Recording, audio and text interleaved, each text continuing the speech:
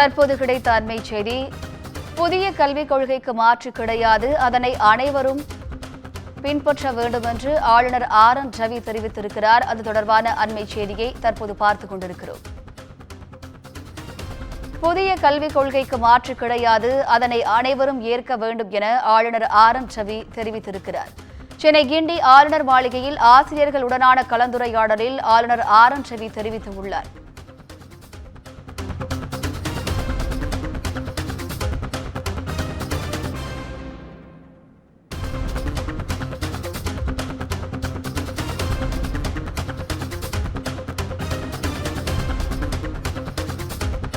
புதிய கல்விக் கொள்கைக்கு மாற்று கிடையாது, அதனை அனைவரும் ஏற்க வேண்டும் என்று ஆளுநர் RN ரவி தெரிவித்துள்ளார்.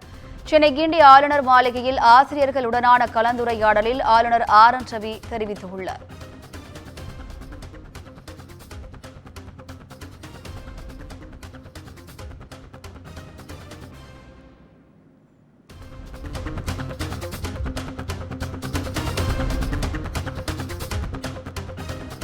புதிய கல்விக் கொள்கைக்கு மாற்று கிடையாது, அதனை அனைவரும் ஏற்க வேண்டும் என்று ஆளுநர் RN ரவி தெரிவித்துள்ளார். சென்னை கிண்டி ஆளுநர் மாளிகையில் ஆசிரியர்களுடனான கலந்துரையாடலில் ஆளுநர் RN ரவி பேசியுள்ளார். மத்திய அரசு பலதரப்பட்ட மக்கள் கல்வியாளர்களின் கருத்தினை பெற்றே புதிய கல்விக் கொள்கை கொண்டுவரப்பட்டுள்ளது என்றும், புதிய கல்விக் கொள்கை எதிர்க்கும் மாநிலங்களும் அதை வேறு பெயர்களில் அமல்படுத்தி வருகிறது என்றும் அவர் கருத்து தெரிவித்துள்ளார். இது தொடர்பான கூடுதல் விவரங்களை செய்தியாளர் கீதன் வழங்க கேட்கலாம். வணக்கம் கீதன், கூடுதல் விவரங்கள் என்ன பதிவு பண்ணுங்க? வணக்கம். இன்று ஆசிரியர் தினத்தை முன்னிட்டு தமிழக ஆளுநர் மாளிகையில் ஆளுநர் ஆசிரியத்தை கொண்டாடக்கூடிய வகையில் ஆசிரியர்களை அழைத்து தற்பொழுது இந்த திங்க் டு டேர் என்கின்ற அந்த தலைப்பில் நிகழ்ச்சியை நடத்தி வருகின்றார். இதில் ஆசிரியர்களின் கேள்விக்கு தமிழக ஆளுநர் RN ரவி பதிலளித்தார்.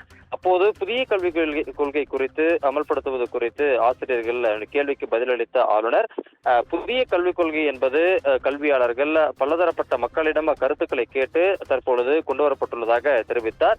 புதிய கல்விக் கொள்கைக்கு மாற்றாக ஒன்று இல்லை என்றும் ஆளுநர் தன்னுடைய அந்த உரையில் தெரிவித்திருக்கின்றார். குறிப்பாக பல எதிர்க்கின்ற மாநிலங்களும் புதிய கல்விக் கொள்கையை வேறு பெயர்களில் அமல்படுத்தி வருவதாகவும் தெரிவித்திருக்கின்றார். அதே போல மிக முக்கியமான விஷயமாக தமிழகத்தில் இந்த PM ஸ்ரீ ஸ்கூல்ஸ் திட்டம் தற்பொழுது சர்ச்சையாக இருக்கின்றது. குறிப்பாக PM ஸ்ரீ ஸ்கூல்ஸ் திட்டத்தை தமிழக அரசு ஏற்க மறுத்திருப்பதன் காரணமாக 2000 கோடி நிதி வழங்குவதை மத்திய அரசு தற்போது நிறுத்தியுள்ளது.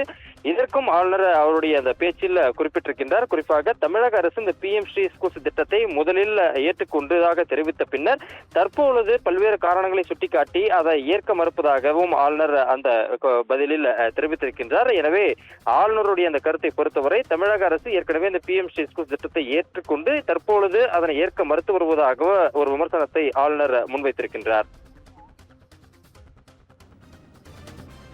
கூடுதல் விவரங்களுக்கு நன்றி கீதன்.